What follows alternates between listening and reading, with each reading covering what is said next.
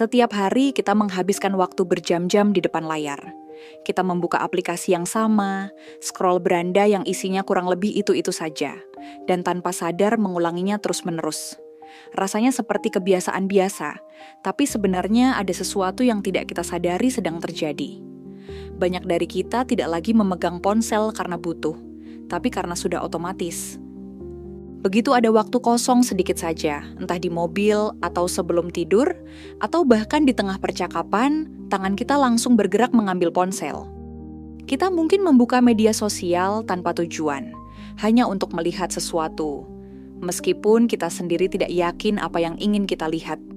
Masalahnya bukan hanya soal waktu yang terbuang, tapi soal kenapa kita begitu sulit berhenti. Dan kenapa kita tetap membuka Instagram meski tahu itu membuat kita merasa tidak cukup baik. Kenapa kita tetap menonton video pendek sampai larut malam, padahal besok harus bangun pagi. Semakin kita terhubung dengan dunia digital, semakin sulit rasanya mendengarkan diri sendiri. Kita sibuk mengikuti tren, membandingkan hidup, mengejar validasi, dan perlahan kehilangan fokus atas hidup kita sendiri. Dan yang paling sering terjadi, kita tahu semua ini tidak sehat, tapi tetap melakukannya. Karena jauh di dalam diri, kita mungkin merasa tidak nyaman saat harus benar-benar diam. Kita takut merasa kosong, kita takut merasa tertinggal. Ini bukan soal media sosialnya saja, tapi tentang bagaimana teknologi mengambil ruang di dalam kepala kita dan mengganggu hubungan kita dengan dunia nyata, bahkan dengan diri kita sendiri. Video ini bukan tentang menyalahkan siapa-siapa. Bukan juga soal menyuruh kamu berhenti main HP. Tapi ini tentang melihat lebih dalam. Kenapa kita jadi kecanduan? Apa yang sebenarnya sedang terjadi dalam diri kita? Dan bagaimana kita bisa pelan-pelan kembali mengendalikan hidup kita, bukan dikendalikan oleh algoritma.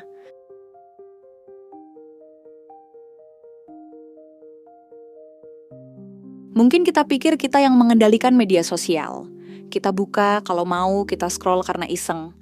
Tapi coba jujur deh, berapa kali kamu buka aplikasi lalu keluar dengan perasaan yang lebih baik? Faktanya, aplikasi-aplikasi itu nggak didesain buat bantu kita berkembang. Mereka didesain buat satu hal, biar kita nggak pergi. Semakin lama kita di dalam, semakin banyak data mereka kumpulkan, semakin besar peluang mereka menjual perhatian kita ke pengiklan.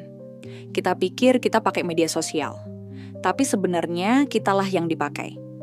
Konten yang muncul bukan hal yang kita pilih. Itu hasil dari algoritma yang sudah mempelajari kebiasaan kita, kelemahan kita, dan apa yang bisa bikin kita terus scroll. Kalau kamu mudah merasa insecure, kamu akan dikasih lebih banyak konten yang bikin kamu merasa kurang. Kalau kamu lagi overthinking, kamu akan dikasih lebih banyak cerita yang bikin kamu makin takut. Dan ini bukan teori konspirasi, ini bisnis. Kita bukan lagi manusia yang punya kehendak penuh. Kita adalah data. Dan perhatian kita adalah komoditas. Tapi yang paling menyedihkan bukan itu. Yang paling menyedihkan adalah kita tahu semua ini, tapi tetap balik lagi. Karena sebagian dari kita mulai percaya bahwa tanpa media sosial, kita akan ketinggalan. Kita akan sepi, kita akan hilang. Padahal justru karena terlalu sibuk hidup di dunia digital, kita jadi lupa caranya hadir di hidup kita sendiri.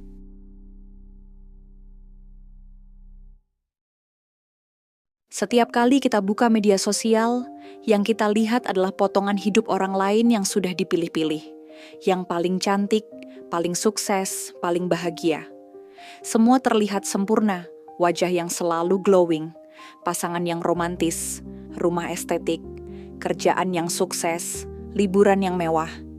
Tapi yang jarang kita sadari, semua itu cuma sebagian kecil dari hidup mereka. Potongan terbaik, angle yang paling aman, cahaya yang paling flattering. Kita membandingkan versi mentah dari hidup kita dengan versi editan dari hidup orang lain. Dan jelas aja kita kalah.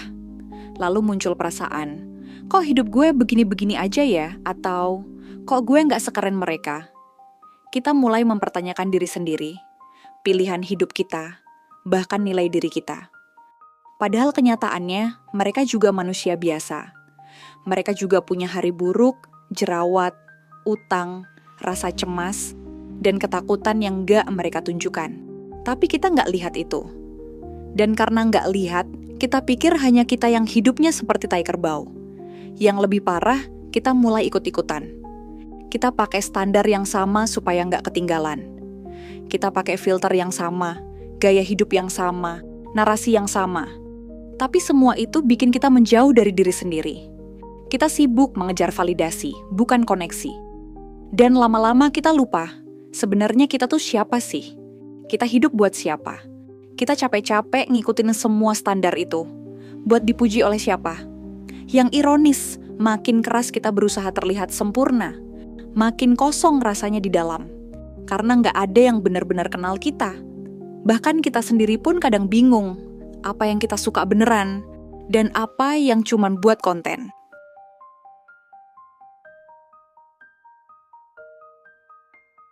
Coba pikir, kenapa kita bisa betah scrolling TikTok 1 jam tanpa sadar, tapi 5 menit baca buku aja udah gelisah? Karena yang satu bikin otak kita dikasih cemilan, gampang, cepat, nagih. Dan yang satu lagi, butuh fokus, sabar, dan kerja keras. Dan kita udah dibentuk sama sistem buat pilih yang paling cepat, kasih dopamin. Otak kita dilatih buat nggak tahan dengan jeda. Begitu hening sedikit, kita panik. Begitu kesepian, kita buka aplikasi. Begitu bosan, kita cari video lucu atau konten gosip. Masalahnya, kalau semua hal kita hadapi dengan cara kabur, lama-lama kita nggak bisa bedain lagi mana yang kita beneran butuh, dan mana yang cuma pelarian. Kita pikir kita butuh hiburan, padahal kita lagi lari dari diri sendiri. Dan ini serius. Karena makin lama kita hidup dikelilingi distraksi, makin jarang kita punya waktu buat mikir yang penting. Kita sibuk banget ngikutin dunia orang lain, sampai lupa ngurus isi kepala sendiri.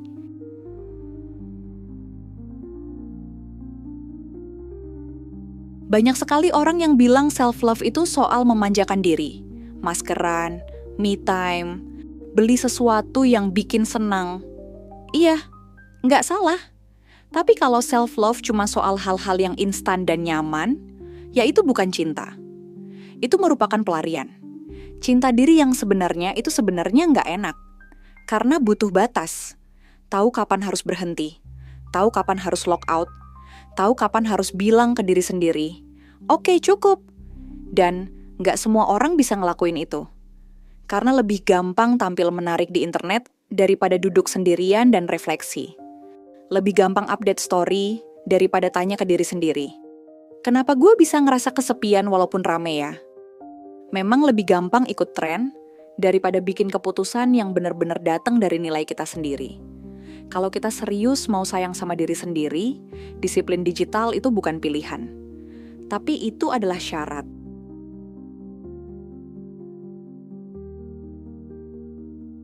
Ini bukan soal jadi anti media sosial, bukan juga soal jadi manusia perfect yang hidup tanpa HP. Tapi ini soal sadar. Sadar bahwa algoritma itu nggak netral. Konten yang muncul ke kita itu bukan kebetulan. Semua sudah dipilih untuk satu tujuan, agar bikin kita betah lebih lama di sana.